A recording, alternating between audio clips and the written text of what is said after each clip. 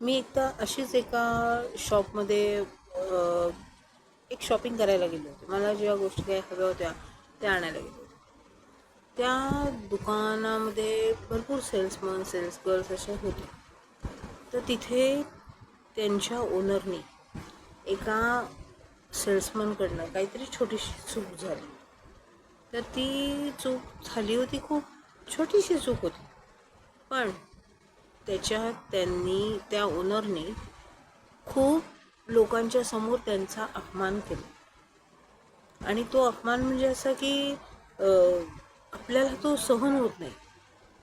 तो खूप त्यांनी आवाज काढून त्यांच्यावर बोलणं, त्यांची वागणूक जी आहे ती कशी आहे ते हार्श लँग्वेजनी बोलणं. मला वाटतं की ह्या चुकीच्या गोष्टी आहेत. स्टाफ तुमचा जो काम करतो ते एक तुमचं घर जे आहे ते आपलं घर समजून करतो. मग त्यांच्याशी तुम्ही बोलताना एक आपलेपणाने बोला ना. बघा, तुम्हाला काहीतरी चांगला फायदा होणार आहे. आणि प्लीज स्टाफवर एकदम ओरडू नका, कारण ते तुमचंच काम करत असतात. हे तुम्ही विसरता बहुतेक.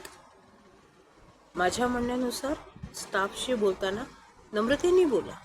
ते पण माणूसच आहे, ते तुमच्याकडे काम करत आहेत. म्हणजे काय तुम्ही त्यांना विकत घेतले असं नाही, तुम्ही पगार देताय त्याच्या बदल्यात.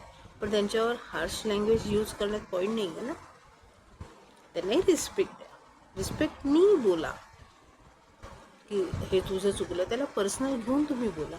100 लोकांच्या मध्ये तुम्ही जर त्याचा अपमान करणार असाल तर उद्या तुमच्यावर टिकणार नाही. याच्यात तुमची नाचक्की आहे, त्याची नाही. आलेलं कस्टमर तुम्हाला नावं ठेवणार आहे, त्याला नाही. Think about it. थँक्यू.